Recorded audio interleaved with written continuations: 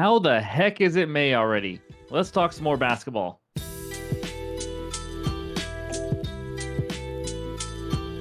What's going on, everyone? Welcome back in to another episode for Just a Bet Outside. I am your host, Steven, and we're here to talk some NBA playoff action in the month of May. Where is the time going? Seriously. But we have no results from yesterday because we're recording this while the first game is going on.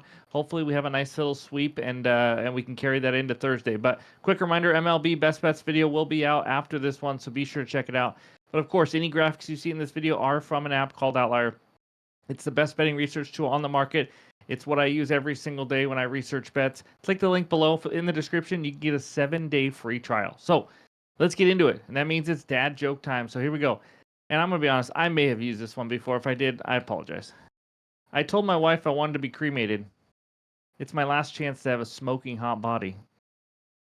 Alrighty. In this video, we're going to do not too much because we only got 2 games. We're going to talk both games, give our best bet, and I got one in each of them, and then we'll finish it with the recap. So hit that like button if you haven't already. Leave a comment below to help this channel continue to grow. If you're new to the channel, hit that subscribe button as we're on our way to 40,000 subscribers.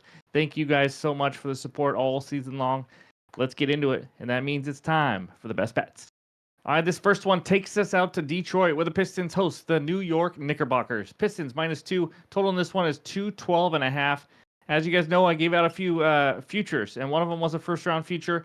If the Pistons win this game, the Pistons plus 1.5 games bet cashes. I know a lot of people laughed at me for that ticket. Let's be honest, the Pistons could easily be up 3-2 right now, playing to win the series. This has been a really competitive series, going down to the wire in almost every single game. So I'm not going to bet a side here. I'm hoping the Pistons win, obviously, so I can cash that bet. We can go to Game 7. But my best bet, it's a scary one. I'm going to be honest. I don't really want it because I want the Pistons to win, but Cade Cunningham under 27.5 points at -125 on DraftKings. This is a half-unit play. Like I said, these are tough to do, but and if you're listening to this saying, what the heck are you doing fading him? It's fading the number, because if you faded this 5 times, you've won 4 or 5 times. That's right. He's under in 4 or 5 games this series. He's also under 26.5 points in 4 or 5 games as well. In his only over, he made 10 free throws, which also helps. Obviously, he is a guy who can't get to the free throw line. Last game, he made 11 free throws and still scored just 24 points. That was about half of his points.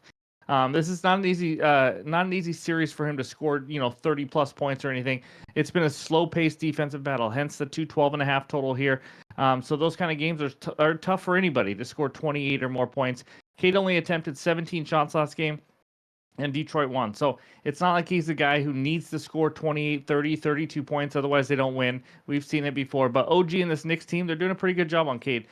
Doing better in the pick-and-roll defense than I thought they would. They're forcing the ball out of his hands more. That's why you see Cade averaging almost 20 potential assists per game.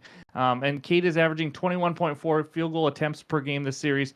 He has 21 or less in 3 of the 5 games now. But he also hasn't shot the ball very well, and he hasn't shot the ball very well quite a bit lately. I mean, he does turn it on in the fourth quarter a little bit, but he's shooting 25% from deep, 43% from the field. So overall, in a big game, Knicks are doing everything. Their season is almost on the line, not quite, but they're doing everything they can to slow him down. They've seen him 5 times already. Cade can still have a great game. Pistons can still win. He can put up 24, and we all cash. But I just have to play this high number here. So give me Cade under 27.5 points as my first best bet. All right, this next one takes us out to LA, where the Clippers host the Denver Chicken Nuggets. Clippers -6.5. Total in this one 211.5. This has been one heck of a series, I'll tell you that. We all want to see Game 7. At least I do, because I have the Clippers in a future to go farther than this. But either way, like as a basketball fan, this has been fun to watch. But I have a best bet. It's on a Nuggets player. Give me Aaron Gordon over 13.5 points for a half unit here.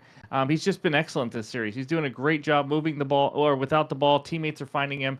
He's always been a guy who can cut, and Jokic and other teammates will find him. But in this series, he's over in all 5 games. He's averaging 18.2 points per game. He was able to score 23 on 11 field goal attempts only last game, thanks to 9 free throw attempts. I'm not going to sit here and say he's definitely going to the free throw line 9 times, but he's a guy who gets to the rim. He's aggressive, and he forces the defense to make a decision, or at least play them, either foul them or at least put some pressure on them. But he's shooting the ball well also. 50% from the field, 40% from deep. And then, of course, like most starters are, he's playing huge minutes because we're in the playoffs and these games are huge. He's averaging 39 minutes per game this series. In games this season with 36 or more minutes, which is pretty conservative, because I'm fully expecting another 38 to 41 minutes or so here.